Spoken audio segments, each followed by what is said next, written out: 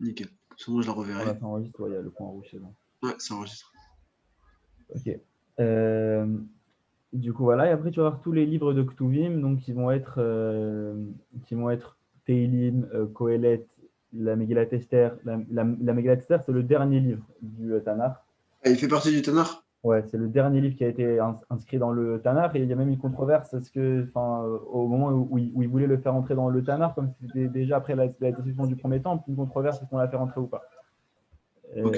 Elle est rentrée, c'est le dernier des 24 livres qui ont complèté le Tanakh. Par exemple, l'histoire de Hanouka qui est arrivée après, il n'y a aucun livre sur l'histoire de Hanouka qui est rentré dans le Tanakh, tu vois. Euh, D'accord. donc voilà, tous les Ktuvim, en gros, les Ktuvim, c'est les écrits. Donc ça va être Shirachirim, Teilim, Kohelet, Echa, Divrei Hayamim aussi, ce qu'on appelle les chroniques, ce qui va Tous les retracer. livres, les mêmes livres de Job, etc. Iov, c'est un Ken. Iov, ça fait partie des Ktuvim. Ça a été rédigé par Moshe. Iov, Ok, ça a été rédigé par Moshe. Voilà. d'accord. Si tu veux, on pourra passer aussi sur qui a rédigé quel livre exactement, mais voilà. En gros, c'est ça. Léa, j'ai les bases déjà, ça me suffit. Ok, Enfin, donc on pour va l'instant. commencer par le commencement. Du coup, le premier des 24 livres, Bereshit. Donc, premier passouk, Bereshit, bara Elohim, et Hashamayim et Haaretz. Déjà, au commencement, donc a créé Dieu le ciel et la terre. J'ai bien dit a créé Dieu, puisque tu vois que c'est dans cet ordre-là, bara Elohim. Ouais. Il y a eu une histoire à l'époque de l'Empire romain, où Ptolémée, l'empereur romain, avait demandé aux rabbiniques de traduire toute la Torah. Et il a mis 60, je crois que c'était 70 rabbinim, chacun dans une pièce séparée. Il leur a demandé chacun de traduire la Torah. Et Ok. il y a eu un miracle que chacun a traduit exactement la même chose et ils ont tous fait quelques petits changements dans la Torah pour pas que les Romains puissent en tirer des mauvaises conclusions. Et une de ces changements, le premier, c'est qu'au lieu d'écrire Bereshit bara Elohim, qui laisse penser qu'il y a quelque chose qui s'appelle Bereshit et que cette chose a créé Dieu, ils ont transformé en Elohim bara Bereshit. Ok, ils ont inversé. Donc ça, c'est assez intéressant. Ok, premier passage. Au commencement, Dieu il a créé le ciel et la terre. On va voir ce que Rachid nous dit sur ça. Bereshit, le premier rachid de la Torah, donc tu vois, il est là. Amar Ouais. Rabbi Yitzhak. Rabbi Yitzhak, il a dit Lo ayatzech latchil et Torah, et là, mais achodesh azelachem. Rabbi Yitzhak, il pose une question que Rachid ramène. Donc, pourquoi la Torah, elle commence par Bereshit? La Torah, elle aurait dû commencer par Achodesh azelachem. C'est quoi Achodesh azelachem? Chez mitzvah reshona chez mitzvahu Israël. C'est la première mitzvah que Dieu a donnée au peuple juif en tant que peuple.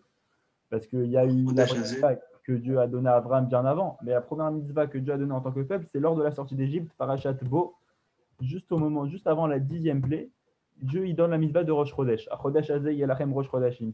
Ce mois-là sera le premier de tous les mois. Donc Rabbi Yitzhak qui pose Ah, c'est pour ça qu'on dit qu'il y a deux périodes où le Mashiach est pour arriver. euh, non, ça c'est pour une raison différente. C'est parce qu'il y a Nissan et Tishri, en fait, c'est deux choses qui sont parallèles. Si tu veux, l'année elle est découpée en deux. Il y a les 6 mois de Nissan à Tishri et les 6 mois de Tishri à Nissan. C'est un petit peu des Ok. notions de Kabbalah comme ça, mais en gros, chaque mois est en parallèle avec celui qui est 6 mois après lui. Donc Tishri, c'est en parallèle avec Nissan. Nissan, c'est le mois de la Géoula, la sortie d'Égypte, donc on dit que c'est un mois propice aussi pour la Géoula future. Maintenant, Tishri, d'après certains, c'est la création du monde. D'après certains, c'est Nissan, la création du monde et de l'homme. Donc tu vois, c'est vraiment beaucoup de parallèles entre les deux. C'est pour ça qu'on fait ce parallèle entre les deux, que les deux sont propices à la Géoula. Ok. Donc voilà. Donc, Rabbi Tra qui pose une question, il te dit si la Torah c'est vraiment quelque chose qui vient nous apprendre les mitzvot. Alors pourquoi elle ne commence pas par la première mitzvah? Pourquoi elle nous raconte toute l'histoire de Bereshit jusqu'à Parashat, ça veut dire un livre plus deux parachutes et demi? Pourquoi elle ne commence pas par la première mitzvah si c'est vraiment un livre qui vient nous enseigner les mitzvot? Et donc, quelle est la raison pour laquelle on a commencé par Bereshit? Mishum, regarde, je suis avec le curseur comme ça si tu veux Ouais, suivre. ouais, je vois. Mishum, donc là, il cite un passage de Teilim. Il y a un passage dans Teilim qui dit la force de ses actions, il a raconté à son peuple pour leur C'est pas donner. ce qu'on dit, c'est pas un passage de ce qu'on dit le vendredi soir, ça? Non, C'est dans on lit dans le Mizmor. Hachem Malak Geout Lavesh, non? Un Non, truc à comme ça? Shabbat à Mincha. Shabbat, Mincha, à Mincha Shabbat, après la Mida, il y a un Alléluka, c'est C'est un dans ce passage, ouais. Alléluka. Exact. Alors, la force la force de ses actions, il a raconté à son peuple pour leur donner l'héritage des nations.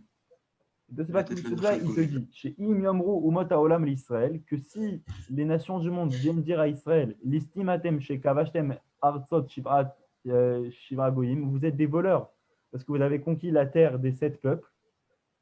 Okay. Et c'est vrai, si on a la chance d'arriver Bezrat Hashem au livre de Yehoshua, on voit vraiment qu'on a combattu les 7 peuples qui étaient installés là depuis longtemps et qu'on leur a un petit peu pris la terre.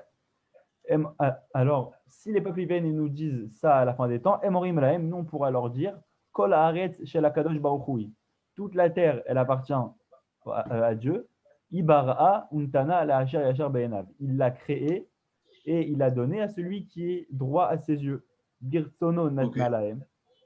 Dans sa volonté, il a donné cette terre à ces 7 peuples-là qui étaient avant nous, donc le Kénani, Périzi, Chivi, tout ça. Et dans sa volonté aussi, il leur a repris et il nous l'a donné à nous. Donc Rabbi Yitzhak, il pose cette question, il te dit pourquoi la Torah elle a commencé par Bereshit et pas par la première mitzvah. Tout ça, c'est pour que si à la fin des temps, ou même pendant toute l'histoire, les peuples ils viennent et nous disent vous avez volé la terre d'Israël, on leur montre, on leur dit regardez, c'est Dieu qui a créé la terre. Et c'est aussi Dieu qui a décidé de nous la donner à nous. Okay. On prie un petit peu la question et la réponse? À peu près, ouais. Voilà, tout ce qu'on a raconté l'histoire de la création du monde. J'aurais du mal à trop répéter, mais j'ai compris, je pense. Non, voilà, en gros, je te synthèse. Tout ce qu'on a nous a raconté la création du monde, c'est dans le seul but que si les nations du monde viennent nous dire vous avez volé la terre d'Israël, on leur dit non, prenez un fromage Bereshit, regardez, Dieu il a créé le monde, vous êtes d'accord? Oui. Prenez un fromage plus tard, Dieu il nous a donné la terre à nous, donc voilà. C'est notre réponse aux nations. Ensuite, deuxième Rashi. Tu vois combien il y a de Rashi sur un seul pasouk? C'est pour te dire que si on est sans Rashi, on passe à côté d'énormément de choses. Bereshit Bara. Sur Bereshit Bara, Rashi commande. Edna Mikra Ze Omer Ela Darsheni. Ce pasouk-là, il te dit, explique-moi. Il te demande de l'expliquer. Kemo Shedarshu Rabotenu Zatzal, comme nos sages l'ont expliqué. Bishvil Kilous. Donc, il a expliqué c'est quoi Bereshit, c'est quoi ce Réchit-là, que nous on traduit en général comme un petit peu la traduction chrétienne, au commencement. Bishvil la Torah Shenikret Réchit Darko. Réchit, c'est quoi? Réchit, c'est pas que le commencement. Il y a 2 choses qui sont appelées aussi Réchit. Première chose qui est appelée Réchit, c'est la Torah. Où tu vois ça? Dans Mishlei, Perek Chaf Pasuk Chaf Bet. Donc, Mishlei, c'est les proverbes qui ont été écrits par le roi Shlomo, par Shlomo Amelech, le roi Salomon. Là-bas, il y a écrit Réchit Darko. En parlant de la Torah, c'est le commencement de sa voix. Et du coup, Réchit, en fait, ça fait référence à la Torah. Donc, Bereshit Bara, ça ne veut pas dire au commencement, il a créé. Ça veut dire, pour la Torah, il a créé le monde. Tu as compris? Ok. Et deuxième chose qui est appelée Réchit, ou Vishvil Israël, Shenikreu, Réchit Tevoato. Deuxième chose qui est appelée aussi Réchit, les prémices, c'est le peuple juif, c'est le peuple d'Israël. On voit ça. Tevoa, c'est quoi? Le prophète Jérémie Perek Bet Pasuk Gimel. Là-bas, le peuple d'Israël est appelé Réchit Tevoato, les prémices de sa récolte. Tevoa, c'est une récolte? Hein? Tevoa, c'est une récolte? Ouais. Tevoa, c'est une récolte. Du coup, quand il a écrit Bereshit Bara Elohim, ça ne veut pas dire au commencement il a créé le monde, c'est-à-dire Bereshit pour le Réchit, donc pour le peuple juif, il a créé le monde. Donc déjà, tu vois que Bereshit Bara Elohim, ce n'est pas forcément qu'au commencement il a créé, c'est aussi qu'il a créé le monde pour 2 choses. Pour la Torah et pour le peuple juif. Donc dès le départ, il te dit pourquoi il y a Bereshit qui a été créé. Pardon? Non, j'ai mal dit. Dès le départ, il te dit en gros que pourquoi il a fait la Torah. Non, pourquoi il a créé le monde. Pourquoi il a créé le monde? Ah oui, pour la Torah, il a créé le monde, c'est ça. Pour la Torah et pour le Ham Israël. C'est faux parce qu'il y a plein d'explications. Moi, j'ai entendu dire que Bereshit Bara Elohim, c'est qu'on dit au commencement, il a créé les attributs. C'est lui-même qui est indéfinissable en termes de grandeur. Hachem, il s'est créé en mode Elohim les attributs, c'est-à-dire qu'il a défini le monde du début à la fin, donc limité quoi. Comme il dit Rav Ben Shleif, on est limité, on est à la matière, on est pour la Torah pour que nous on comprenne. C'est ce que j'ai entendu aussi de Rav Tuto et de Rav Benjedrit. Ouais, je l'avais entendu aussi, c'est ça, qu'il a créé en fait cette notion de Elohim, parce que lui, il est infini, et si tu le situes dans un Elohim, c'est quelque chose qui est fini. Donc en gros, il a créé les limites, si tu veux. C'est C'est vrai. exactement ça. Après, Ouais. tu me diras, il y a milliards Ah oui, d'explications c'est à ce sûr. C'est passage. sûr que Réchis, c'est que la première couche, hein. Après, il y a beaucoup plus profond que ça. Tu vois tout Ok. ça, Rajbam, Even Ezra, Shitachet, C'est quoi justement Ramban. le Rashbam, le Rashbi, le Rashab, tous ces trucs-là? C'est quoi tous ces noms-là que j'ai entendus C'est les initiales de Grand Rav. Je ne saurais pas me rappeler de tous, mais Rajbam, c'est Rabbi Shimon ben euh, Moshe, je crois, ou Maïmon, je ne sais plus. Ok. Even Ezra, c'est quelqu'un qui a vécu au XVIIe siècle. Ramban, Rabbi Moshe ben Nachman. Alors, question peut-être bête de ma part, j'en sais rien, mais pourquoi à ce moment-là, dans le Chumash, on cite que Rashi en premier, on dirait en mode il faut vraiment étudier Rashi, Rashi, Rashi, alors que les autres ils sont aussi tout aussi importants, j'imagine. Parce que Rashi, si tu veux, c'est celui qui On m'a a dit que c'est celui qui a enseigné le Pshat. déjà, et aussi c'est le seul qui a fait un commentaire aussi complet sur toute la Torah, sur toute la Mishnah et sur toute la Gemara. Ok. Il a fait ça à 1000 ans, il a tout commenté, toute la Torah écrite, toute la Torah orale. Maintenant, aussi déjà parce que c'est le premier qui a fait ça, et surtout parce que, comme je t'ai dit, c'est le plus complet et qu'on se base sur ça. Déjà, Rashi, c'est que le premier niveau. Si tu veux, il y a 4 façons de comprendre la Torah, ce qu'on appelle le Pardes. Il y a 4 niveaux dans la Torah. Pardes, Le Pshat, Remez, Drash, Sod. exactement. Ok. Rashi, ça va être plutôt le Remez. Tu veux, le Pshat, ça va être, tu prends un Chumash, tu lis. Rashi, ça va être déjà plus le Remez. Le Ok. Drash, ça va être tous les autres commentateurs, comme le Rambam, le Ramban, ça va être déjà un petit peu plus profond. Ça va être le Midrash aussi. Ok. Et le Sot, ça va être tout ce qui est Kabbalah, Zohar et tout ça. Donc voilà. Donc déjà, le premier niveau, c'est Rashi. Après, si tu veux, tu peux aller encore plus loin, mais déjà, le premier Mais ça niveau. veut dire quoi par contre quand on dit que dans le Pshat, il y a tout le Pardes, quoi? Ah oui, c'est sûr. Après, nous, on ne sait pas le faire. C'est pour ça qu'on a besoin de toutes ces, de Rashi, du Rajbam, du Rambam, ça, pour y arriver. Parce que nous seuls, on ne sait pas trouver toutes ces choses-là.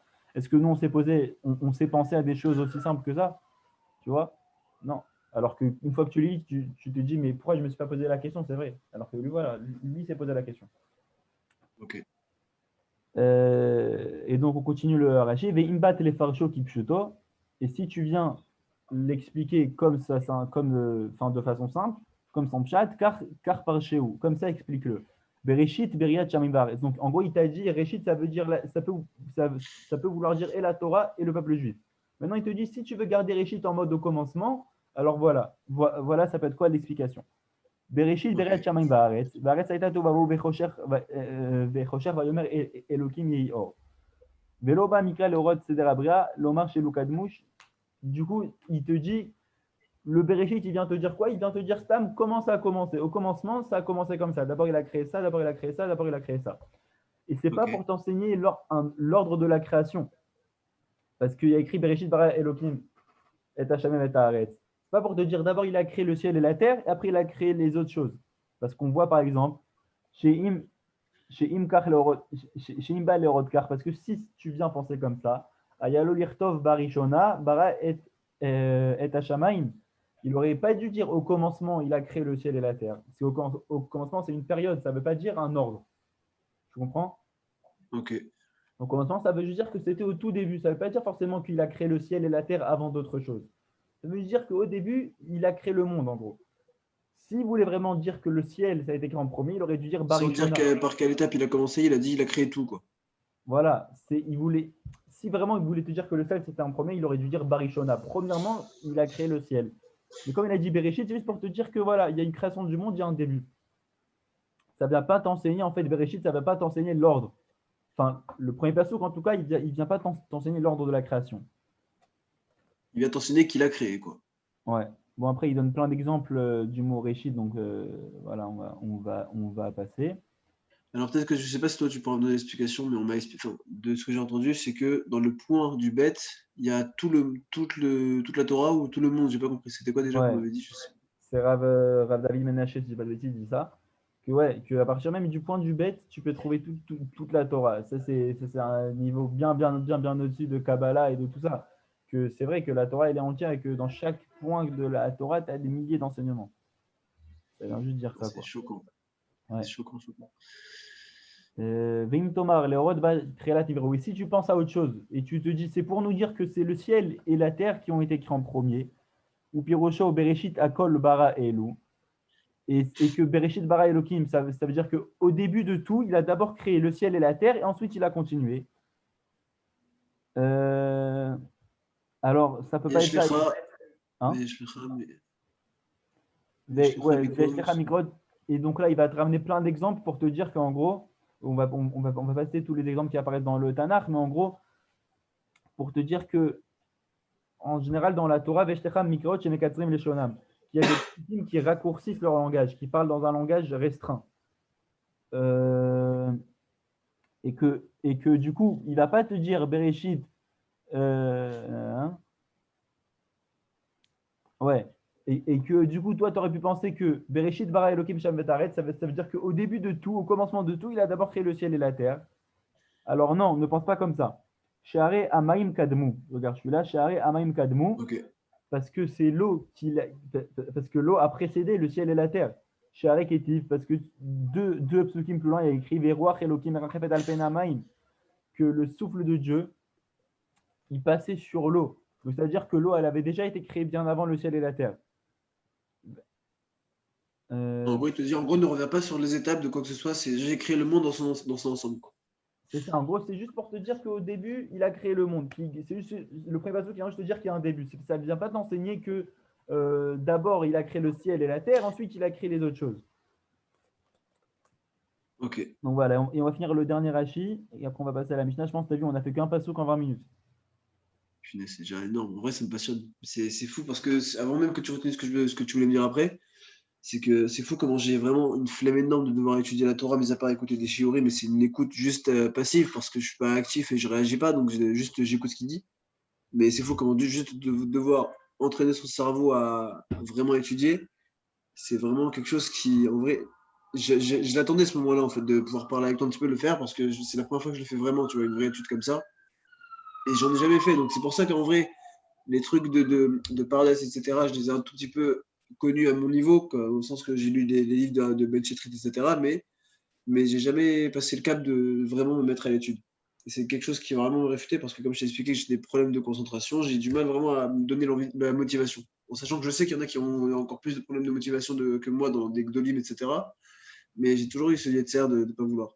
Je sais pas pourquoi, alors que j'ai tout le temps voulu, tu vois. Et ça, là, ça me fait du bien, quoi. Non, bah, Hachem, alors. Bah, Hachem. Ça me fait vraiment du bien. Alors, on va finir le dernier Rashi, Bara Elohim. Pourquoi il y a écrit Bara Elohim, Velo Amar, Bara Hachem? Pourquoi il y a écrit Bereshit Bara Elohim? Et pourquoi on a utilisé le nom de Dieu Elohim et pas Hachem? Elo Yud Kevavke. Shebatrila ala bemarshava libroto bemidat adin. Parce qu'au début, Dieu il avait pensé créer le monde avec l'attribut de rigueur, midat adin. Si tu veux, Ok. il y a plusieurs noms de Dieu. Chacun a son sens. Le nom Yud Kevavke, donc Hachem, ça représente, si tu veux, ça représente la miséricorde, l'attribut de miséricorde. Chesed? Hein? Alors, attends, miséricorde, c'est Rahmanout ou c'est Chesed? C'est Ou c'est Rachamim. l'aucun des Il y a deux? Midat Adin et Midat Arachamim. Midat Adin, c'est l'attribut de rigueur. Ok, Midat Arachamim, c'est l'attribut de miséricorde. Le nom d'accord. de Dieu Yud Kevavke, ça représente l'attribut de miséricorde. Midat Arachamim, ok. Et le nom de Dieu Elohim, ça représente l'attribut de rigueur. Du Ok. coup, pourquoi ici on voit que dans notre passage écrit Bara Elohim et pas Bara Hashem? C'est-à-dire que ça t'enseigne qu'au début, Dieu il avait pensé à créer le monde uniquement avec l'attribut de rigueur, uniquement avec Midat Adin. Ra'ashen Haolam Itkayem, il a vu que comme ça le monde ne pouvait pas tenir, qu'il n'y avait que l'attribut de rigueur. Et Ok, la balance est penchée que d'un côté, quoi. pas les Midat Adin. Et du coup, il a avancé l'attribut de miséricorde et il l'a associé à l'attribut de rigueur. C'est-à-dire que maintenant, de base, Dieu, il avait pensé à créer un monde qu'avec l'attribut de rigueur. Il a vu que l'attribut de rigueur seulement, ça ne pouvait pas marcher, le monde ne pouvait pas tenir. Et du coup, il lui a associé l'attribut de miséricorde. Et que du coup, maintenant, c'est ces deux attributs ensemble qui sont associés pour régir le monde. Et l'attribut de rigueur et l'attribut de miséricorde. D'où on voit ça. Aïnou dirtiv, les Alan Perekbet, on voit ça plus loin au Perekbet. Beyom Asot Hashem Elohim Eretz Veshamayim. Déjà là, tu vois, écrit le jour où Hashem a fait, où Hashem Elohim a fait la terre et le ciel. C'est-à-dire qu'au début, on n'a que Elohim. C'est-à-dire qu'au début, il a pensé que à créer avec l'attribut de rigueur. Et après, on te dit le jour où Hachem, Elohim. En fait, il y a les deux notions. Il y a Hachem, il y a Elohim et Yod Kevavke dans le truc. Exactement. C'est exactement ce qu'on dit, c'est qu'au début, il a créé avec la rigueur, et ensuite, il a associé l'attribut de miséricorde avec l'attribut de rigueur. Hachem, Elohim. C'est bizarre à comprendre parce qu'après, il te dit Eretz Veshamayim, sachant que nous, on n'est pas dans le ciel, on est dans la terre, on est sur terre. Et qu'en même temps, dans le même passage qui a écrit Hachem et Elohim, il met les deux à côté et les deux notions de terre et air à côté. Je sais pas si tu vois ce que je veux dire. Non, j'ai compris. Tu penses qu'il y a un lien entre ça? Moi, la vérité, En fait, c'est même pas qu'il y a un lien, c'est que ça me bloque en fait de lire ça parce que je me dis Beyom Asot Hachem Elohim. Donc dans le sens qu'il dit Beyom, dans le jour, il a créé donc Hachem Elohim Non, non, non, non. à côté. Beyom, c'est pas dans le jour spécifique. On parle pas d'un jour spécifique. On te parle au jour Beyom Asot, au jour où Dieu a fait le ciel et la terre. Alors au jour où Hachem Elohim, donc en gros c'est. Mais là, il faut les voir unis les deux en fait, c'est ça, en C'est gros. ça, c'est exactement ce qu'on a dit, c'est que Shitfa, il dit Midat Rachamim et Shitfa les Midat Adin. Il a rendu associé Shitfa, la Midat Rachamim, l'attribut de miséricorde, avec l'attribut de rigueur. C'est pour ça que maintenant ils sont collés les deux. Pour te dire qu'il les a associés. Pourquoi il a dû rajouter Eretz Veshamayim alors? Si juste il fait comprendre que c'est Hachem et Elohim, ils sont ensemble maintenant, donc pourquoi il rajoute Eretz Veshamayim quoi? Parce qu'il a créé quoi? Le jour où Dieu a fait. Ok, mais il a fait quoi si tu enlèves les Sharim? Bah oui, mais il a déjà écrit dans le premier passouk au final, donc Oui, mais là on est à la limite, il a déjà, en fait, dans le premier passouk de la Torah, il a créé, ok, Bereshit bara Elohim sans le Hachem au départ, sans le Yud Kevavke, et Hachem va t'arrêter. Mais pourquoi tu vas le rajouter alors que tu vas déjà rajouter Yud Kevavke au départ, enfin dans le deuxième passouk? Parce que là on est un Pérec plus loin. Et si tu veux, ce Pérec, si je me souviens bien, il nous parle du début de l'histoire de Adam Arishon, au moment où Dieu va créer donc Chava. Et là-bas, il y a écrit que Beyam Asot Hashem Elohim Eretz Shamayim. Attends, je vais te dire. Pérec Bet. En vrai, on peut rester des heures, tu me diras, hein, on peut rester des heures dessus, quoi. Ah, c'est ça, c'est ce passage-là. Et les Toldot Hashamayim Vaaretz Beibaream Beyam Asot Hashem Elohim Eretz Shamayim. En gros, c'est là où il va commencer à nous raconter qu'est-ce qui s'est passé après la création du monde. Et c'est pour ça qu'il a répété. Au jour où Dieu a créé le ciel et la terre, voilà, ça s'est passé, c'était comme ça. Il va nous décrire la situation à la création du monde. Que la terre n'était pas encore travaillée, qu'il y avait une vapeur qui s'élevait de la terre parce que l'homme n'avait pas encore travaillé. Ok. Donc voilà. Voilà, t'as vu, on a fait qu'un pasouk, 25 minutes. Imagine toute la Torah, on prendrait 40 ans là. Ouais, on va passer à la Mishnah. Attends, je vais rentrer sur ce que je t'ai envoyé. Vas-y, après ça marche. Attends, je vais me mettre sur ce que tu m'as envoyé aussi. C'est laquelle? Tu m'as envoyé deux trucs, non? Ouais, je vais l'afficher à l'écran de toute façon. Ah, ok, ça marche. Tu vois mon écran encore là? Ouais, je vois très bien. Ok. J'allais me caler sur le WhatsApp pour ouvrir, mais si tu le mets sur l'écran, c'est bon. Ouais. Mais au final, moi, si tu me l'as mis sur le WhatsApp, au moins, je pourrais le relire après. Voilà. Voilà. Tu vois là? Je vois toujours Rashi, Rashbam, donc. Ah, attends, je vais te repartager mon écran. Niveau partage. Normalement, là, ça va arriver. C'est bon, je vois. Super. Ok. Donc, on commence la Mishnah. La Mishnah, ça a été écrit. Donc, déjà, on va se situer. Ça a été écrit. Si tu veux, la Mishnah, c'est les enseignements oraux qui ont été transmis de Dieu à Moshe et de Moshe qui sont transmis de génération en génération. Chacun disait ce qu'il avait entendu de son maître et rajoutait des choses à l'oral jusqu'à arriver à l'époque de Rabbi Yehuda Anassi, qui a vécu, si tu veux, au 2e siècle de notre ère. C'est pas celui qu'on appelait le Rabbi? Qu'on appelait Rabbi, ouais, aussi. Qu'on appelait Rabbi. Quand tu vois que Rabbi dans la Mishnah, c'est Rabbi Yehuda Anassi. Okay. Il a rédigé, donc la rédaction de la Mishnah, c'est 1er, 2e siècle de notre ère, comme ça. Et donc, lui, à la fin de cette période-là, en gros, lui, il a rassemblé tous les enseignements qu'il y avait eu à l'oral. Jusqu'à maintenant, il les a rédigés. Il les a compilés surtout. C'est lui qui a tout compilé. C'est pour ça qu'on dit que c'est lui qui a fait tout. Maintenant, donc, Ah, c'est beaucoup mieux. C'est beaucoup mieux. ouais, non, là, en fait, c'est une page de Gemara, quoi. Mais on va prendre la première Mishnah. Alors attends, si je me trompe pas de ce qu'on m'avait expliqué, donc à droite c'est je sais plus qui et à gauche c'est Rachi ou c'est l'inverse, je sais pas. Alors voilà, ici, c'est Rashi. Ou ça, à droite. Ouais, là, c'est Rashi. Et ici, c'est Tosfot. Dans la Gemara, tu as toujours un côté Rashi, un côté Tosfot. Tosfot c'est quoi? C'est les autres? Tosfot, si tu veux, le premier Baal Tosafot. Tosfot, c'est un groupe de personnes. C'est des gens qui sont venus, comme son nom l'indique, Tosef, Milachon Osafa, Il a rajouté. rajouter des choses. C'est des gens qui sont venus expliquer et rajouter des enseignements sur toute la Torah orale. Le premier des Tosafistes, c'était le petit-fils de Rashi. C'était Rabbeinu Tam. Le petit-fils de Rashi, c'était Rabbeinu Tam. C'est le premier des Tosafistes. Il y en a plein et ils habitaient majoritairement en France et en Allemagne. Ok.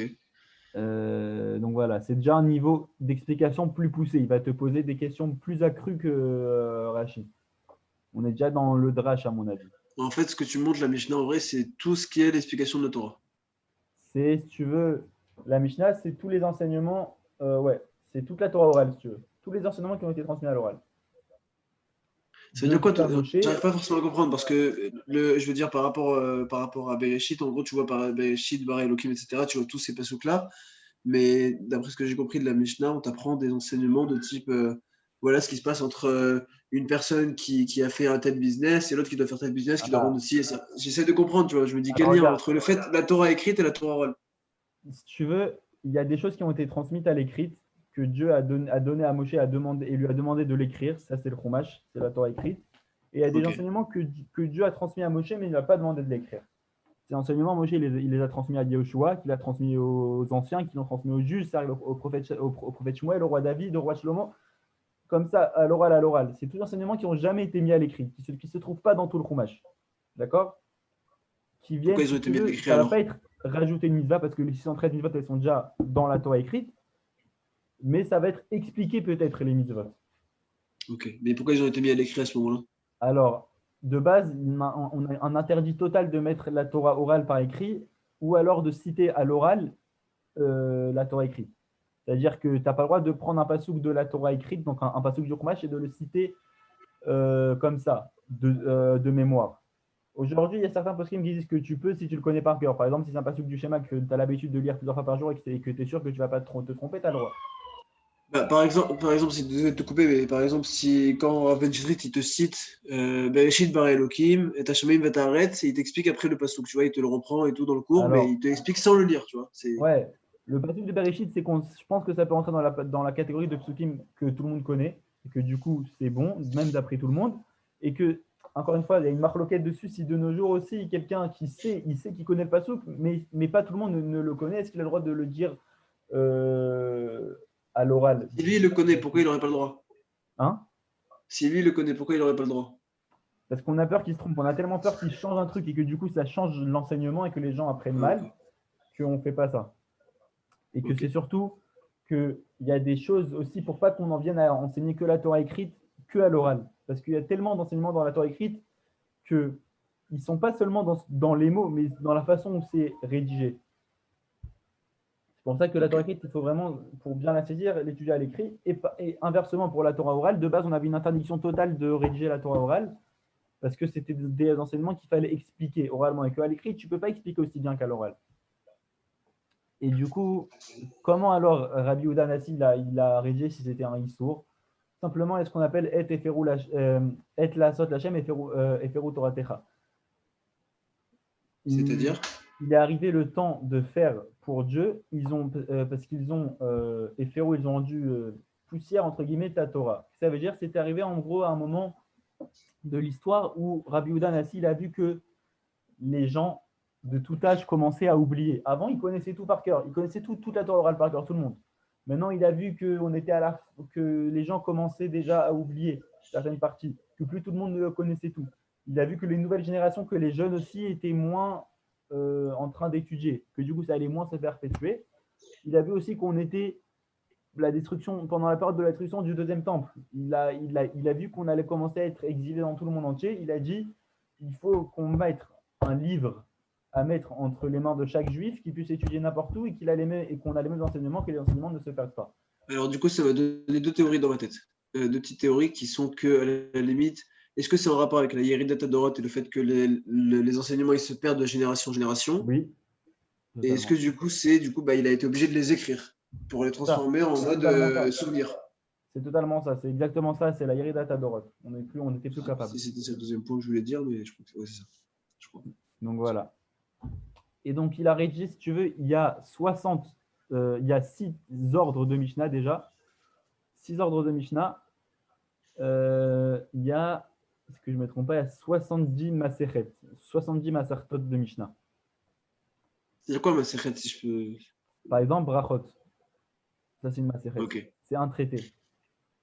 Shabbat, c'est un traité. Yoma, Psachim, Megillah, Beitza, Tani, ça c'est des Et traités. les Baba Batra, Baba Kama, Baba Kama, Baba. c'est un traité. Baba Batra, c'est un traité. Baba Metzia, c'est un traité. Et si tu veux, tous les traités ils sont divisés en 6 ordres. Par exemple, le premier ordre, c'est le traité Zmanim.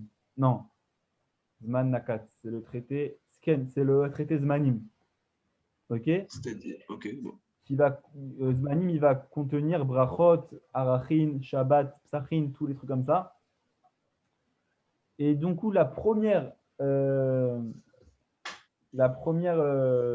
pourrait dire, Ma secrète. ouais, voilà, la première Maserhet de toutes, c'est Brachot. Le premier ordre, c'est Zmanim. La première Maserhet de Zmanim, c'est Brachot. Le tout premier de la Torah orale qui a été rédigé à l'écrit, c'est ça. Voilà, exactement, c'est Ok. Brachot. Si tu Ok. remarques bien, la première page de Gemara, elle commence par un bet aussi. Ça n'existe Ah pas le ouais. Aleph dans la Gemara. Parce que la paracha, commence par Bereshit, avec un bet. Exactement. Il n'y a pas de Aleph. Le Aleph, ce sera la Torah Aleph qu'on aura à Mashiach, c'est ça? Il y a ça aussi, il y en a qui disent que Aleph, ça peut être que Dieu, et il y a plusieurs explications. Ok. Mais ma taille, la Torah orale, elle commence par un mème. Elle finit par un mème aussi. Je ne me rappelle plus c'est quoi Parce que le c'est la terme. Mishnah. Non, parce que ça, même c'est la valeur numérique 40. Ça représente, si tu veux, les 40. Les 40, ça représente l'acquisition de la Torah. Par exemple, les 40 jours et 40 nuits que Moshe il a passé sur le Le Mont Sinaï. Sinaï. Voilà. Ok, d'accord. Et aussi, il y a eu 40 générations depuis que Moshe a reçu la Torah de Dieu jusqu'à la fin de la rédaction de la Gemara. C'est incroyable. Excuse-moi, j'ai pas été concentré là, tu m'as dit quoi? Il y a Excuse-moi. eu aussi 40 générations depuis que Moshe a reçu la Torah orale de Dieu, de Moshe, qui a été le premier du coup à recevoir et à l'enseigner, jusqu'au Ok. dernier qui a fini de compiler la Gemara, pas la Mishnah, la Gemara, qui sont Ravina et Ravashi. Il y a eu 40 générations. C'est incroyable. Wow. Ça fait combien de temps? Enfin, ça fait combien de siècles à peu près? Moshe, il a reçu la Torah, Matan Torah, c'était moins 1200, moins 1313. Moins 1313. La fin de la rédaction de la Gemara, c'était vers 500 de notre ère, ça fait 1800 ans, quasiment 2000. Il y a 40, eu tout ça de période? ouais, C'est beaucoup. c'est énorme. Ok, Donc top. voilà, vraiment le chiffre 40, ça c'était pour dire, petite anecdote sur le chiffre 40. Du coup, Toda Rabba. première Mishnah, Me'ematai. Donc voilà, ça c'est le texte de la Mishnah. Et tu vois, après, quand il y a ces deux lettres-là, Gimel même et Simdisat de Gemara. C'est-à-dire que tout ça, si tu veux, c'est la Mishnah. Et ça, après, c'est la Gemara qui va venir expliciter la Mishnah. Donc nous, on va s'intéresser pour l'instant qu'à la Mishnah. Ça veut dire quoi que c'est. J'ai pas compris. C'est-à-dire que tu étudies les premières lignes, après c'est quoi? La Gemara, en fait, elle est composée comme ça. Elle t'affiche une Mishnah et ensuite, il va y avoir la Gemara, le texte de la Gemara lui-même qui va t'expliquer la Mishnah. Jusqu'à ce que tu arrives à une autre Mishnah. What? Ok. Ouf. Donc voilà, parfois ça peut prendre Je pour... sens qu'il y a du boulot là dans l'étude. Je sens qu'il va y avoir Non, du boulot. parfois pour une Mishnah, par exemple, Memata, je crois qu'elle prend 7 dapim, je crois, de la Gemara. Il y a des Mishnayot que c'est quelques lignes de Gemara après, c'est tout. Il y a des Mishnayot que ça peut prendre la moitié d'une Masechet, tu vois. Ouais, mais je te dis ça dans le sens genre, je me dis pour les Gdolim, comment ils réussissent à autant étudier? Je veux dire, c'est tous ces Si tu trucs. étudies un daf de Gemara par jour, tu finis tout le chasse en 7 ans. Ok. C'est le Daf Yomi, ça.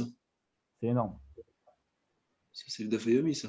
Ouais, c'est le daf yomi. Si tu fais un daf de Gemara par jour, c'est-à-dire, ça c'est un mood.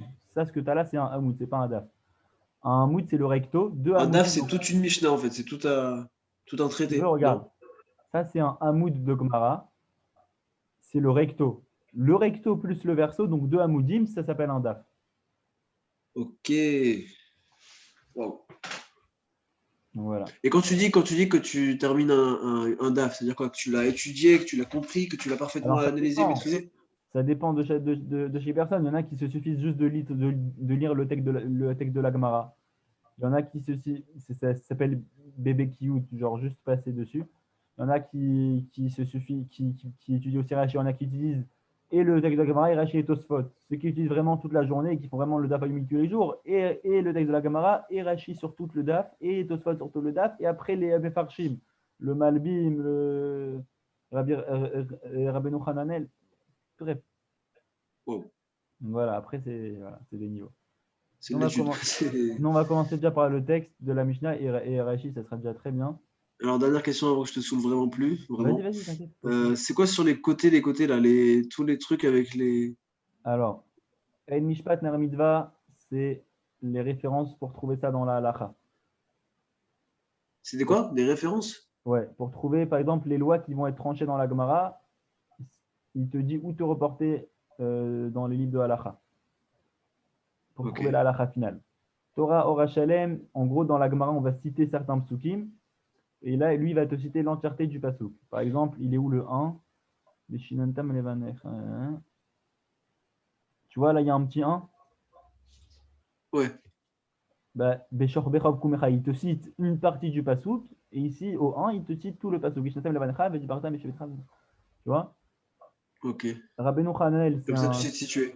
Ouais, Rabbeinu Hanel, c'est une explication il y a environ 1000 ans, je pense. Ok. Rav Nissim Gaon, c'est un des Gaon, donc il a vécu période les Gaonim, ils ont vécu du 6e siècle au 11e siècle, au 10e siècle même. Ok. Voilà une explication. Ça, c'est Moussa Vrachi. Chez, en Ah, gros, c'est un enseignement supplémentaire de Rachi? en gros, si tu veux, il y a eu plusieurs éditions de Rachi.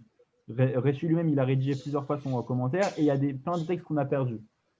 La Gemara, dans sa forme-là, elle a été rédigée à partir de que à l'imprimerie, elle a été rédigée. Donc, on l'a laissée dans cette forme-là. Maintenant, si plus tard, on a retrouvé des textes de Rachi en plus, ils vont être là. Ok. Et Gilaon Hachas, c'est si tu as des références à d'autres macertotes dans le texte, il te dit où aller voir. Agaotabar, le bar, c'est un commentateur aussi, donc il t'explique certaines choses. Là, il n'a pas tellement expliqué, il n'a rien expliqué. Masoret Hachas aussi, pareil, c'est comme Gilaon Hachas un petit peu. En fait, c'est que des commentaires en plus. Voilà. Et en général, à la fin de chaque livre de Gomara, si tu prends une Gomara vraiment en livre, genre, à la fin aussi, tu as, en général le Ran ou le Rif. Ouais, c'est Voilà. des noms comme ça que j'ai entendu, j'ai jamais compris ce que c'était. C'est que des noms de grands, quoi. Ran, c'est Rabbeinu Nissim. Rif, c'est Rabbi Yehuda El-Fassi. Ok. Ils ont vécu il y a 1000 ans environ, c'est des Rishonim. Si tu veux, on fera aussi Bah là, ça me passionne. de Là, la ça me passionne. généalogie globale, on va dire. Bah, en vrai, tu vois, c'est pourquoi je t'ai demandé d'enregistrer. Comme ça, moi, je renote tout à l'écrit après. Ouais. Non, même si tu veux, on peut faire aussi de la généalogie globale, que tu situes les périodes et savoir. J'ai un livre qui retrace toute l'histoire comment dire, du peuple juif, mais je sais pas s'il y a vraiment écrit tous ces trucs-là. Il n'y a pas écrit ce que c'est la Mishnah ou quoi, mais il retrace un peu J'ai compris. l'ordre de. Même sur Torah Box, il y a une généalogie, je crois. Mais c'est pas que c'est pas complet, c'est que si moi j'ai des questions, ils peuvent pas me répondre. C'est un PDF le truc. J'ai Tu compris. vois? Bon, Donc, si t'as des questions, Bekef. tu veux qu'on fasse la première ligne si tu veux? Hein? Tu veux qu'on fasse un peu, on commence parce que depuis tout à l'heure je t'ai saoulé avec les questions. Non, t'inquiète, t'inquiète. De toute façon, la Mishnah, elle est pas très longue, elle s'arrête là. On va faire la Mishnah Ok, et Rashi. je Ok. t'écoute. Me'ematai. Me'ematai Korin et Shema Ba'aravim. Donc, c'est en araméen. Hein. À partir de quand on lit le schéma le soir? Nachon, il y a une mitzvah de dire le schéma le soir. Alors, la Mishnah, elle se pose la question, à partir de quand la mitzvah de dire le schéma le soir, elle commence? À Et là, partir on du va moment avoir, où tu vas au lit? hein? À partir du moment où tu vas. Ah, le Kriyat Shema à la Mita ou le Kriyat Shema Non, normal? Enfin, le schéma du soir. Pas le schéma avant de dormir. Tu as une mitzvah de lire le schéma le matin et le soir. À partir de quand la mitzvah de lire le schéma le soir, elle commence? ok. Ok. Donc là, on va avoir plusieurs opinions. Misha'a chez Kohanim, première opinion, Misha'a chez Kohanim nichnasim lechol bitrumatan. À partir de l'heure où les Kohanim y rentrent pour manger de leur trouma, de leur prélèvement. Ok. Rachid va expliquer après. Qu'est-ce que c'est? Donc je passe dessus. Et donc il dit que c'est à partir de ce moment-là où les Kohanim vont rentrer manger de leur prélèvement. Atsof Hashmoret Arishona, jusqu'à la fin de la première Hashmoret. Maintenant, c'est quoi les Hashmoret? Je vais te faire en très rapide. Si tu veux, la Ok. nuit, elle est divisée en 3 gardes. On appelle, chaque garde, on appelle Hashmoret. C'est quoi ces gardes-là? D'un point de vue de la Kabbalah, c'est 3 groupes d'anges différents qui, à 3 moments différents, ils se relaient pendant la nuit pour louer Dieu. Donc, Ok. tu vas avoir la première garde, ça va être au tout début de la nuit. La deuxième garde, ça va être au milieu de la nuit. Troisième garde, ça va être la troisième partie de la nuit, juste avant le matin. Donc la nuit est séquencée en 3 parties, quoi. Exactement. Donc, d'ivrei Rabbi Eliezer, ça, c'est les paroles de Rabbi Eliezer. Rabbi Eliezer, il te dit, la mitzvah de Shema du soir, elle commence à partir de quand les Kohanim, ils rentrent pour manger, pour manger leur prélèvement, et elle se termine à la fin de la première garde.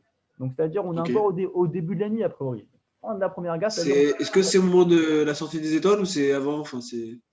alors, on va expliquer qu'est-ce que c'est exactement, mais en tout cas, Ashmura Rishona, on est déjà dans la nuit, parce que c'est la fin de la première gamme, donc on est déjà dans la nuit, mais on n'est même pas encore arrivé au milieu de la nuit, on n'est pas encore arrivé à Khatsot, si tu veux. Ok. Ça, c'est les paroles de Rabbi Eliezer. Deuxième avis, Vachachamim Omrim, les sages, ils te disent, ils ne sont pas d'accord avec Rabbi Eliezer sur la fin du temps. Rabbi Eliezer, il a dit la fin de la première Ashmuret. Les Chachamim, ils disent Ad Khatsot, jusqu'au milieu de la nuit. Donc, c'est Jusqu'à déjà un peu minuit ou plus. c'est le milieu de la nuit? C'est ça. Donc, c'est déjà un peu Ok. plus. Troisième opinion, Rabban Gamliel. Rabban Gamliel Omer, Rabban Gamliel, il dit Ad Sheya Ale Amoud Ashachar. Lui, il va encore plus loin, il te dit tu as le droit de lire le schéma, de faire la mitzvah du schéma du soir jusqu'à l'aube. C'est quoi l'aube? C'est la première lueur. Rachi aussi, il va l'expliquer. Ça, c'est ce qu'on fait en général, non? Qu'on dit qu'on attend de faire vite Alors jusqu'au là, lever, ouais, quoi. la halakha, au final, elle a été tranchée comme ça qu'on peut faire vite jusqu'à Amoud Ashachar, jusqu'à l'aube. Ok. Donc voilà, ça c'est les 3 avis. Maintenant, la Mishnah, elle continue. Maaseh uvahu banav mimbet amishte.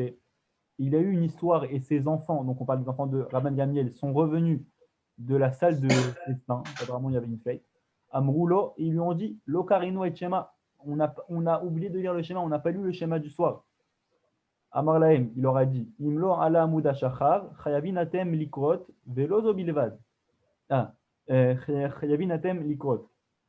Alors il leur a répondu s'il n'y a pas eu encore l'aube, alors vous avez encore l'obligation de le lire, de Ok. lire le schéma. Velozo bilvad amrou. Ils n'ont pas dit que cela, ces enfants. Et là, kolma shamu chamim atratot mitzvatan ad she'ala muda shachar. Déjà, tu as compris l'histoire? Et ouais, il y a plusieurs débats sur laquelle on peut le faire. Il y en a qui disent que tu peux le C'est faire ça. En jusqu'au gros, lever de la nuit, il y jusqu'au a lever de la une journée, pardon. opinion sur quand ça commence. Le temps de l'heure du schéma, c'est à partir de l'heure où les Kohanim y rentrent manger leur prélèvement. Maintenant, il y a une discussion sur c'est quand la fin du temps, jusqu'à quand on a pour lire le schéma. Premier avis, c'est Rabbi Eliezer qui te dit c'est jusqu'à la fin de la première garde. Deuxième avis, c'est les Chachamim qui te disent que c'est jusqu'à Chatzot, le milieu de la nuit. Troisième avis, c'est Rabban Gamliel qui te dit que c'est jusqu'à l'aube.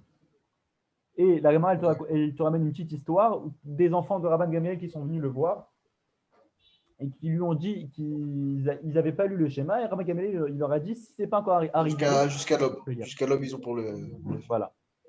Velo de Bilvadam. En gros, si j'ai bien compris, les trois. Est-ce que tu me dis. Enfin, dis-moi si c'est ça ou pas. Les trois avis qu'il y a en vrai, c'est les 3 heures de Hashmura, c'est ça? Enfin, les 3 périodes de Hashmura en vrai. Alors non.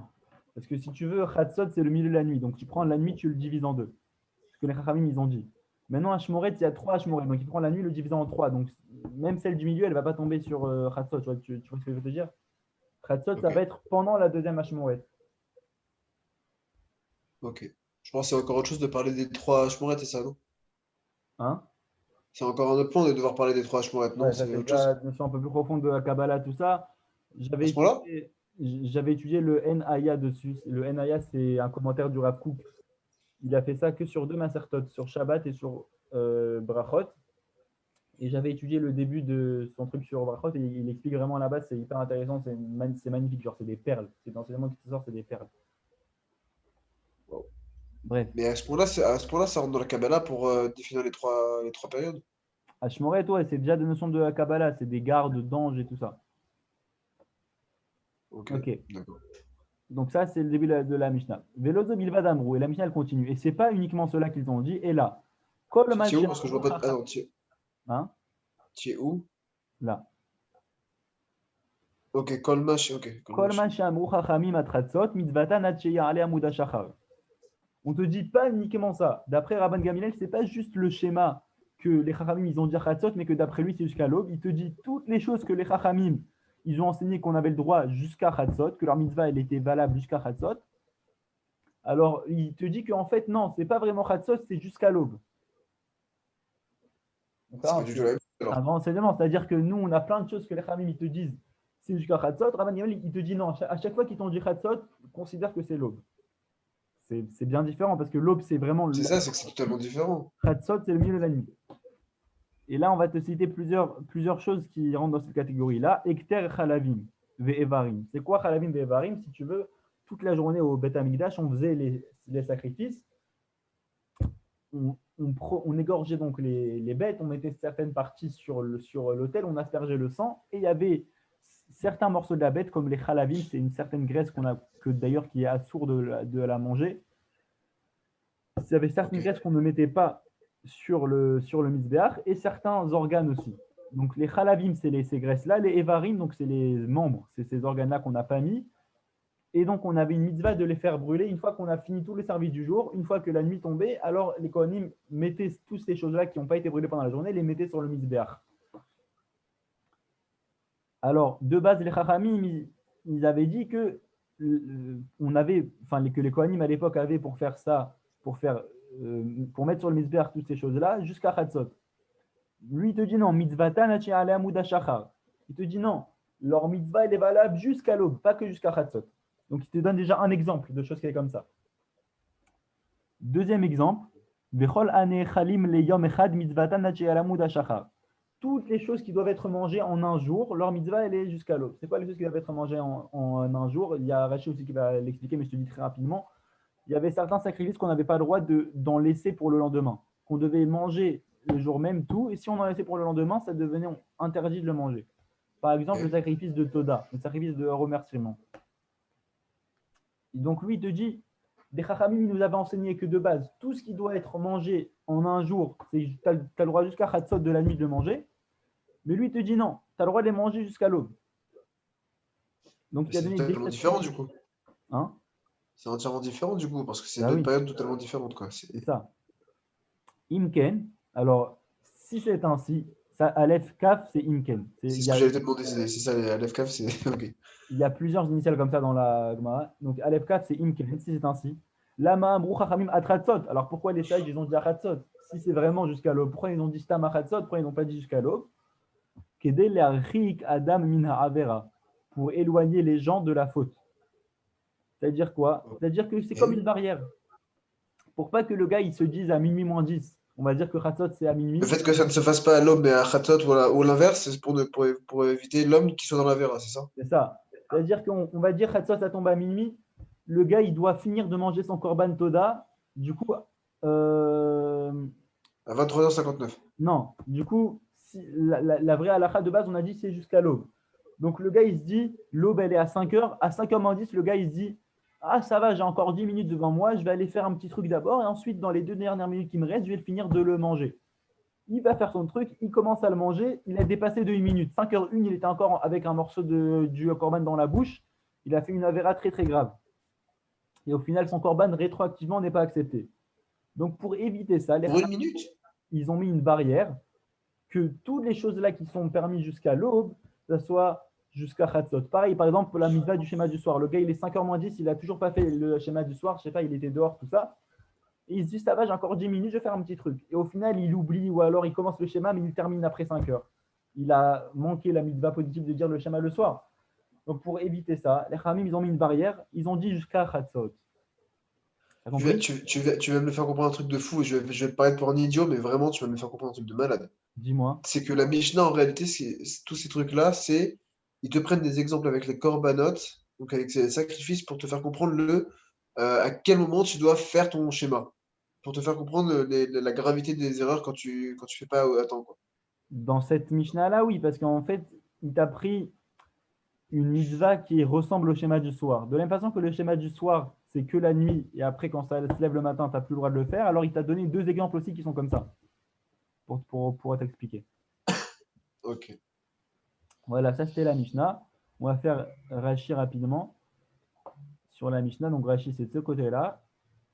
C'est super intéressant en tout cas. Non, Rashi. Mais Matai, Même si là, Corinne. même Hein. si tu as fait quelques lignes, ça m'a déjà pris le cerveau en mode, faut se concentrer. Tu vois, on a fait Non, un parce pasouk. entre les notions de la Khatsat et si et que lui, il dit ça, On a fait un pasouk de la Torah et une Mishnah. on n'a rien fait. Tu vois combien tu peux parler Et moi, combien. attends, moi j'ai dit à Cheryl que je me shérave par touche. C'est pas possible. Je vais devenir quoi? Ben non, c'est bien, tu vas étudier petit à petit. Non, mais attention, on verra. Mais Matai, Corinne et Shema Ba'aravin, Misha Shakonim Nichnasim Lechol Bidrumatan. Rachid va expliquer cette phrase-là de la Mishnah. À partir de quand on lit le schéma du soir? À partir de l'heure où les Kohanim y rentrent pour manger leur trouma. On avait dit, c'est C'est quoi sûr cette que j'ai rien heure-là? compris à ce que tu as lu là. Enfin, j'ai rien compris à la lecture là pour le coup.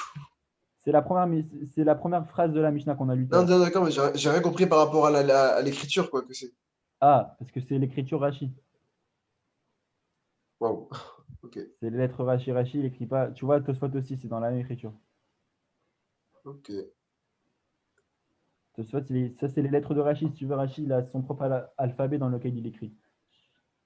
Par exemple, ça, c'est un Aleph. On dirait un chet. Ça, le Aleph, c'est un chet avec un petit truc là. Ça, c'est un shin. Le bet à l'envers, c'est un shin. Ok. C'est un bet. Tu vois, bon, c'est différent, quoi. T'as appris vite alors, toi? C'est pas possible. Bah, la vérité, l'alphabet de Rachid, je l'avais appris, mon prof, il m'avait appris en CM1, je crois. Ah oui, ça fait bon. Donc, voilà, j'ai l'habitude de lire dans Rachid Bourchi. Non, bah, en prochaine, t'as pas lâché. Donc, voilà. Alors, Rachid, il va reprendre la première phrase de l'Agmara. Ouais, excuse-moi. Memata Korin et Shema Ba'aravin. À partir de quand on lit le schéma le soir, Misha, Shakwanim, Nichasim, Lechol, Bitrumatan. À partir de l'heure à laquelle les Kohanim rentrent pour manger de leur prélèvement. Ok, il a repris la phrase.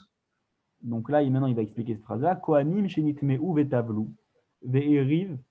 On parle de quel Kohanim? On parle des Kohanim qui ont été rendus impurs. Soit parce qu'ils ont touché un mort, soit parce qu'il s'est occupé de quelqu'un qui avait la lèpre. Plusieurs raisons pour lesquelles les Kohanim peuvent devenir impurs. Et du coup, ils doivent faire tout un processus, laver leurs vêtements et se tremper et attendre le soir en général. Donc, c'est des Ok. Kohanim qui ont été rendus impurs, Vetavlu, ils se sont trempés, donc ils se sont trempés au mikvé.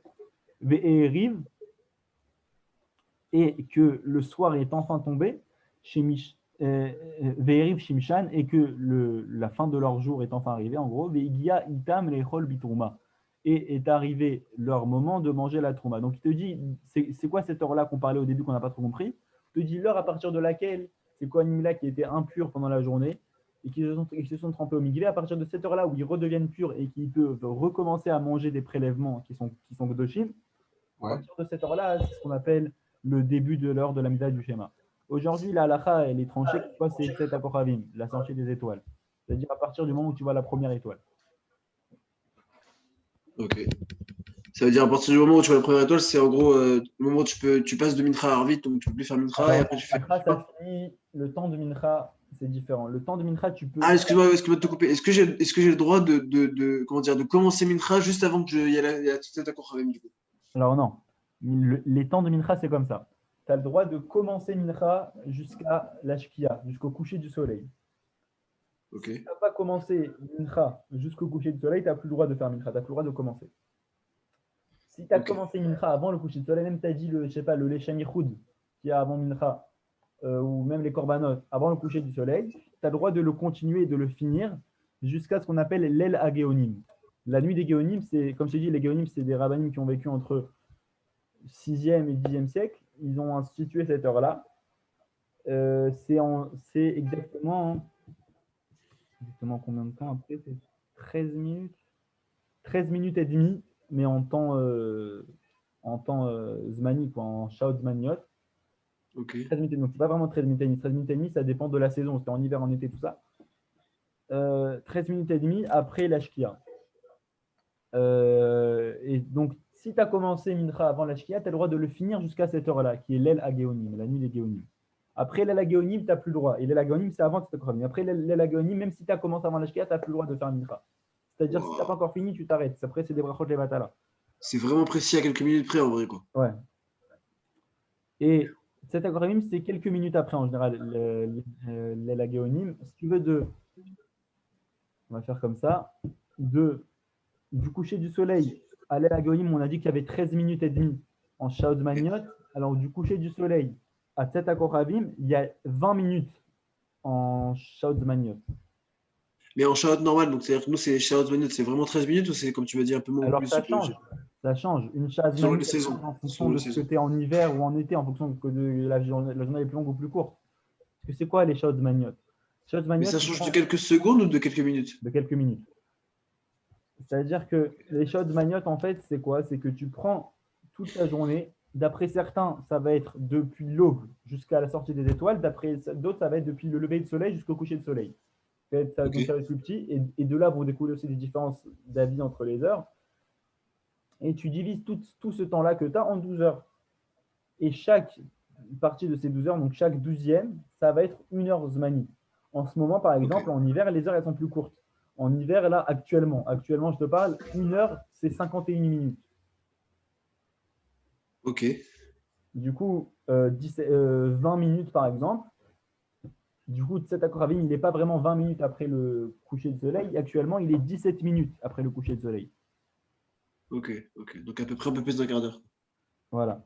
En ce moment, après en été, ça sera plus que 20 minutes. Tu vois ce que je veux dire? Ok. Donc, Ça a voilà. étudié tout ça, mais c'est ouf. Donc ça veut dire que moi, c'est une erreur à chaque fois que je fais de vouloir commencer Mintra vraiment dès que je vois que ça va arriver vite, c'est de commencer vraiment Mintra juste avant la Mincha, tombée. non. Mincha, quoi qu'il arrive, il faut le commencer au moins avant le coucher de soleil. C'est vraiment, c'est fou comment les Tsara, il me prend à la tête comme ça que vraiment, que j'arrive pas à le faire alors que j'ai toute l'après-midi pour le faire, je le fais vraiment à la fin, quoi. Ouais, je vois. Moi, la vérité, genre, quand je travaille l'après-midi, genre, je le fais avant d'aller au travail. Donc, vraiment, dès que l'heure de Mirel commence, je le fais à midi 15, Bon, midi prochain 20. moment, tu le fais au bon moment. Mais quand je travaille le matin, du coup, en général, bah, je le fais genre 10 minutes avant la shkia, je commence à vite. Je commence Mincha, comme ça, après, je peux le finir, détente. T'enchaînes toi généralement entre Mintra et Hervé, tu les enchaînes les deux? J'étudie un petit peu, parce qu'en général, j'ai un petit peu de temps entre les deux. Donc, j'étudie entre les deux un petit peu. Je profite. Ok, 10 minutes en général, j'étudie un petit peu. Donc, voilà. Ensuite, ok. Rashi, il explique la suite de la Mishnah, Adsof Ashmoa Rishona, qui nous expliquait jusqu'à la fin de la première garde. Shlish Alayla, il te dit que c'est le tiers de la nuit. Comme on a dit, comme je t'ai dit, la nuit elle est divisée en 3 gardes. Donc, En trois parties, ouais. la fin de Regarde. la première garde, c'est le tiers de la nuit. Ok. Kedem Faresh Bagamara, il t'explique plus loin dans la Gamara, on va expliquer ça un daf plus tard. Ou Misham Vaelach Avarzman, Delo Mikre Tuzman Shkiva. Et il te dit qu'à partir de ce moment-là, donc à partir de la fin de la première garde, l'heure du schéma, elle est passée. Pourquoi? Parce que c'est quoi la mitzvah du schéma? Écrit Beshor Becha, à ton coucher. Ufkomecha à ton lever aussi. Exactement. Donc la mitzvah du soir, elle doit être à ton coucher. Et il te dit qu'après le tiers de la nuit, c'est considéré l'heure du coucher déjà. Velo Karinan Beshor Becha, et du coup, ça accomplit pas le fait de à ton coucher. Ou Makme Achinami Lavazman Shkiva. Les filles Kodem Lechach. Et il te dit avant cette heure-là aussi, donc avant cette heure-là qu'on a dit qu'à partir du moment où les Kohanim ils rentrent manger leur retomba, donc c'est-à-dire avant de cette Akorabim, ça ne s'appelle pas encore l'heure du coucher, donc c'est trop tôt aussi. Si quelqu'un il fait avant de cette Akorabim, ok, on a dit tu ne peux pas le faire trop tard, mais quelqu'un il le fait trop tôt, c'est pas bon aussi parce que ça ne s'appelle pas encore l'heure du coucher. Et donc il n'est pas quitte. Imken, lama korenota bevet knesset.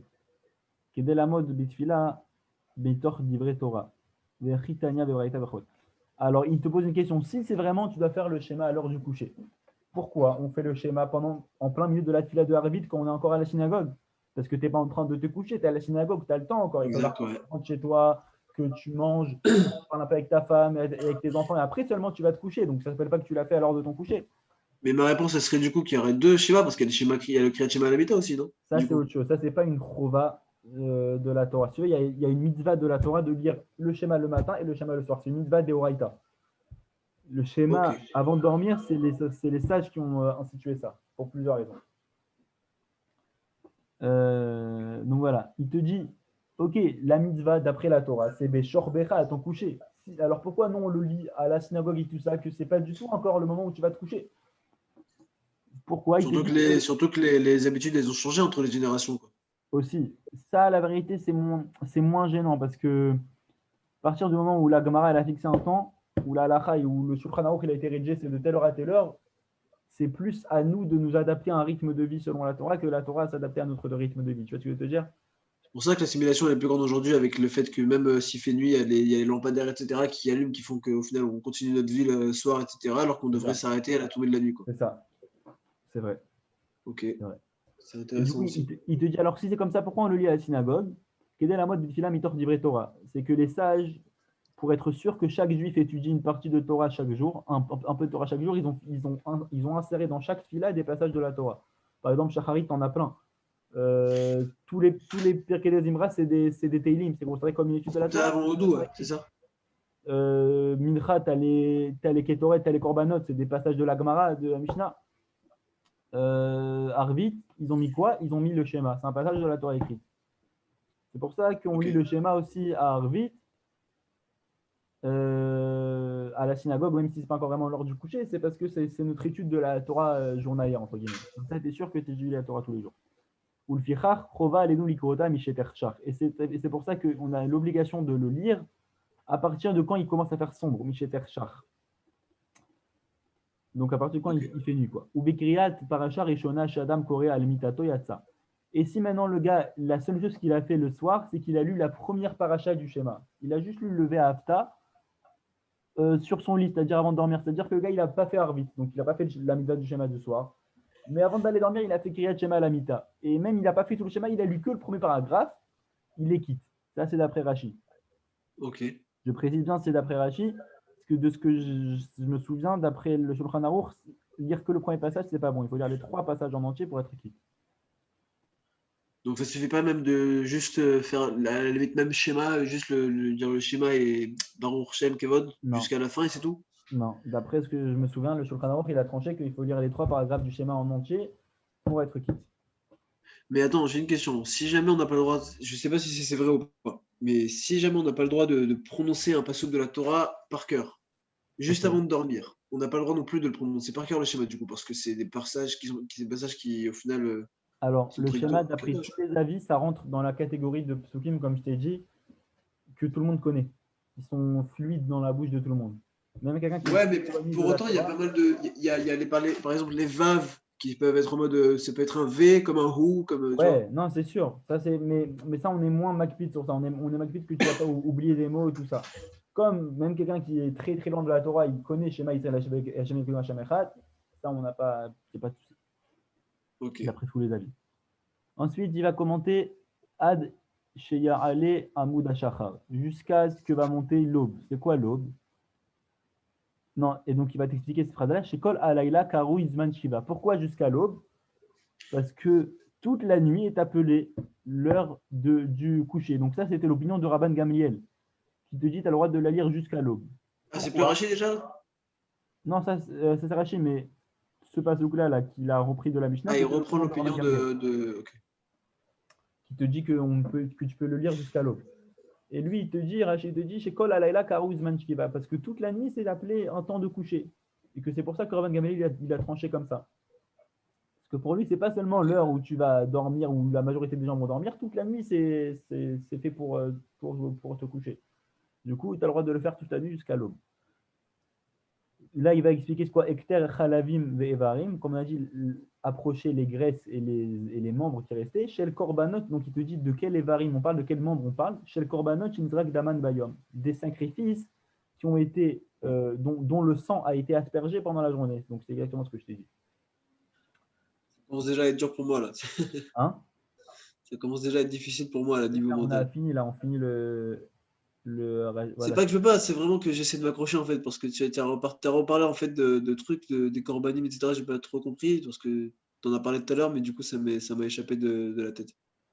Alors regarde, euh, comme je t'ai dit, si tu veux, tous les jours, on faisait des corbanotes au temple, que ce soit des corbanotes obligés et journaliers, que ce soit des corbanotes que les gens ils amenaient, et ponctuels. Ouais.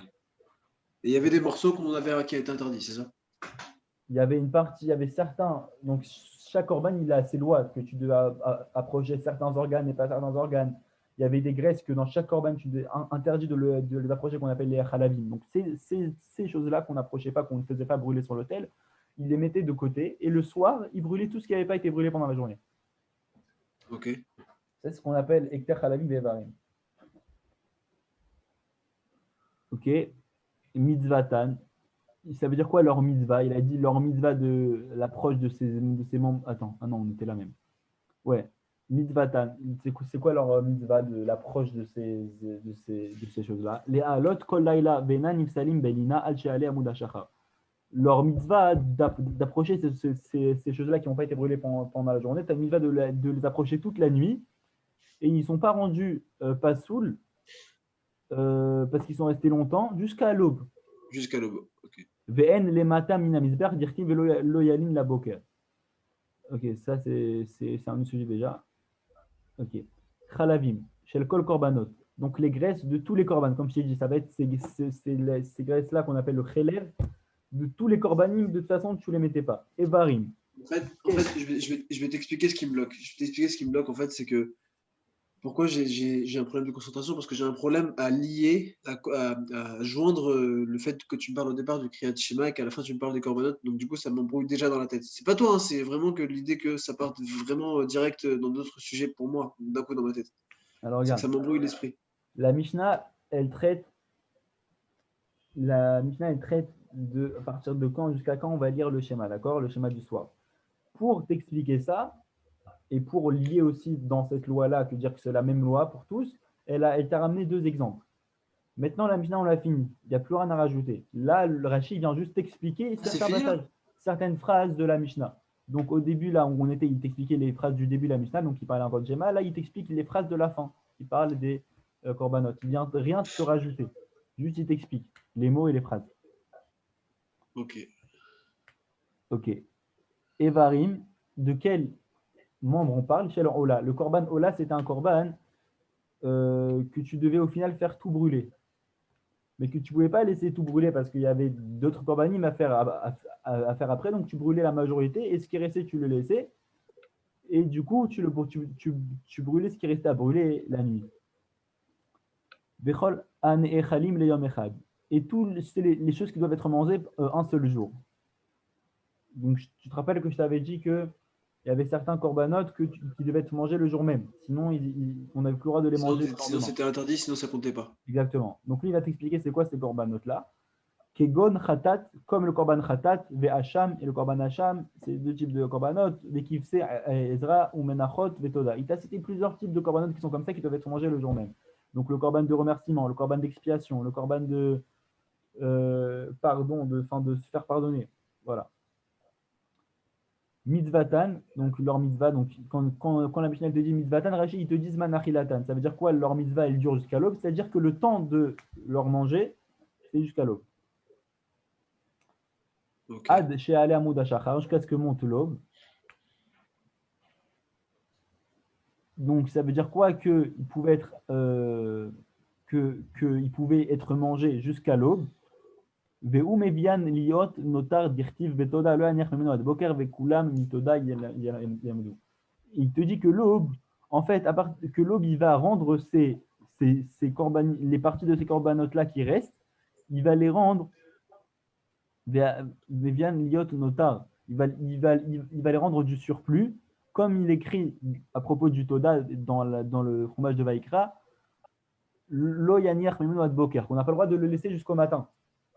Donc, Amoud Hashachar, l'aube, ça va faire rendre ces parties de sacrifice-là inconsommables.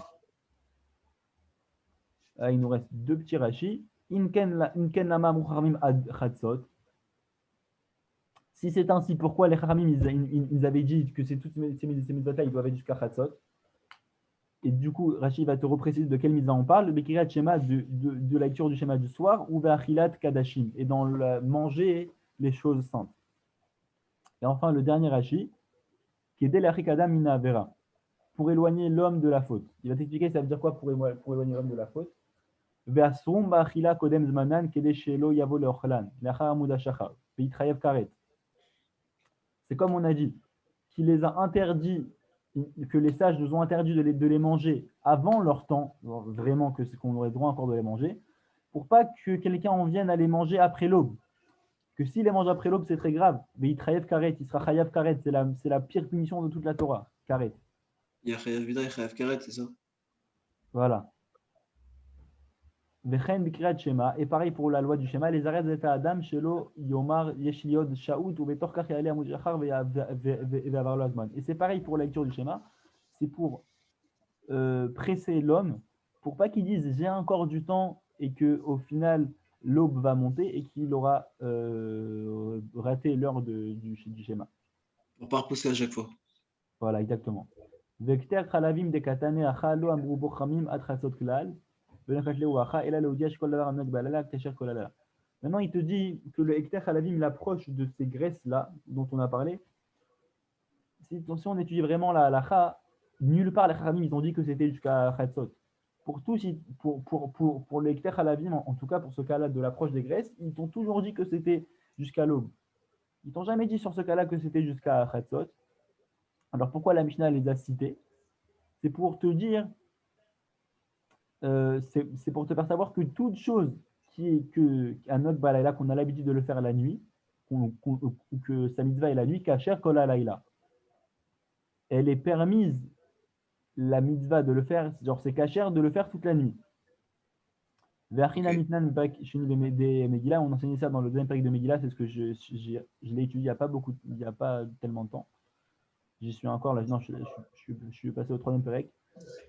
Kol halayla kasher liktirat haomer ou liktir chalem ve'varim. Kitsour, il t'a dit en gros que pourquoi il t'a enseigné le hectare halavim que on savait déjà que c'était permis toute la nuit et pas jusqu'à Chatzot. C'est pour te dire que toutes les mitzvot qui doivent être faites la nuit, tu peux les faire toute la nuit jusqu'à l'aube. T'as compris? Il faut comprendre, ne pas perdre ton temps non plus, ne pas trop attendre. C'est ça. Mais ils t'ont dit quand même Chatzot pour d'autres mitzvot pour te presser. Mais a priori, toutes les mitzvot dont l'obligation est la nuit, tu peux les faire toute la nuit. Ok. Voilà. Je te cache pas que c'était vraiment, sur les dernières listes, c'était très compliqué de m'accrocher, mais j'ai réussi au final à bien comprendre ce que tu vas me dire. Ouais, j'ai vu, mais bon. Non, j'ai fait un effort, parce que... Ça va, on a fait un pasouk et une Mishnah. Razak, franchement, merci, parce Attendez. que tu m'as vraiment fait avancer. Tu m'as vraiment fait avancer. C'est la première étude que je fais.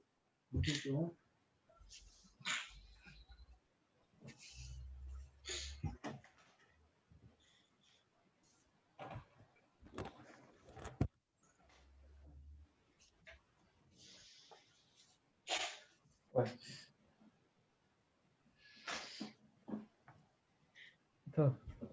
Bon, voilà. Donc voilà, sans vouloir te déranger plus que ça, en tout cas, je te remercie beaucoup. Mais il y a quelque chose, tu m'entends? J'écoute. Le truc, c'est que là, il y a une question que je voulais me poser en vrai, c'est déjà pourquoi en vrai la toute première Mishnah, donc de la Torah orale, c'est sur le Kriyat Shema et c'est pas sur le pourquoi il y a écrit Bereshit Bar Elohim par exemple. Tu vois. Alors, l'ordre de la Torah orale, il ne va pas suivre l'ordre de la Torah écrite. Si tu veux, c'est, comme je dis, c'est Rabbi Udanasi qui a compilé tous les enseignements oraux et qui les a mis dans la Mishnah. Il n'a pas suivi l'ordre de la Torah écrite. Pourquoi? La vérité, je ne sais pas. Déjà parce que tu n'as pas des enseignements sur toute la Torah écrite, dans la Torah orale. Et aussi, il a arrangé dans un ordre qui serait logique pour étudier la Torah orale. Donc, il va commencer, si tu veux, par brachot. Si tu suis l'ordre des Masertot, c'est très logique. Par exemple, moi, j'ai étudié Betsa. qui nous parle de Yom Tov, je passe à Ta'anit qui nous parle des jeunes, je passe à Megillah qui nous parle de Purim. Tu veux, il a divisé ça en ordre et que moi, maintenant, dans Megillah que je suis en train d'étudier en ce moment, il y a des références à Ta'anit, la Masechet d'avant. Donc, Ok. il a compilé ça dans un ordre logique entre elles, mais il n'a pas suivi l'ordre de la Torah écrite.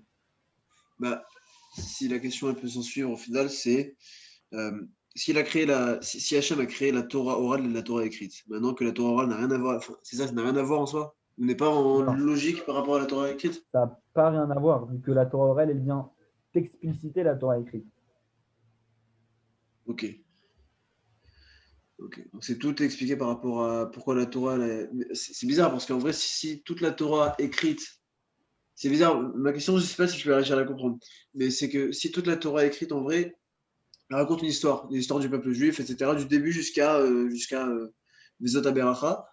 C'est pourquoi à la fin il te parle de brachot, de psachim, de tous ces trucs-là, alors qu'il n'y a pas d'histoire en vrai dans ces trucs-là, tu vois. Je sais pas si tu arrives à comprendre. Alors, C'est vraiment, je sais pas si tu arriveras à répondre ou si tu as compris tu vraiment ce veux, que je voulais dire. Mais... si tu veux, non, je pense que j'ai compris ta question. Le Chumash, il est plein d'histoires. Genre, c'est pas que des mitzvot, c'est mitzvah numéro 1, mitzvah numéro 2, Ouais, c'est mitzvah ça, numéro c'est 3. l'histoire du peuple C'est juif. plein d'histoires. La Gemara, si tu veux, avant, c'était leur Shulchan Aruch. Avant, il n'y avait pas de Shulchan Aruch. Jusqu'au 15e siècle, il n'y avait pas de Shulchan Aruch. C'est-à-dire, tu voulais savoir une halakha, tu ouvrais un livre de Gemara et tu voyais celui-là, il a dit ça, celui-là, il a dit ça. Moi, j'ai l'habitude de suivre celui-là, ou alors je connais plus celui-là, alors je vais suivre celui-là. C'était ça Ok. vraiment leur livre de halakha. Donc, c'était vraiment un livre pour débattre et trancher les lois. Ce n'est pas un livre pour venir raconter des histoires. Pour ça, on a tout le Tanakh qui nous raconte toute l'histoire depuis la création du monde jusqu'à Tanakh qui va jusqu'à l'histoire du coup, comme on l'a dit, de Purim, donc entre le premier et le deuxième temple. Maintenant, il y a beaucoup d'histoires aussi dans la Gemara, mais qui vont venir t'enseigner des leçons de morale. Ça va pas être des histoires qui vont t'enseigner l'histoire du peuple juif, ça va être des histoires, il y a plein d'histoires ce qu'on appelle des Haggadot, qui ne sont pas liées avec Ok. l'histoire de trancher la halakha, mais qui vont t'apprendre des choses morales. Genre. La Gemara, elle est remplie d'histoires comme ça. D'histoires qui sont arrivées à des sages et tout ça. Ça va t'apprendre des choses, genre, de morale. Ok.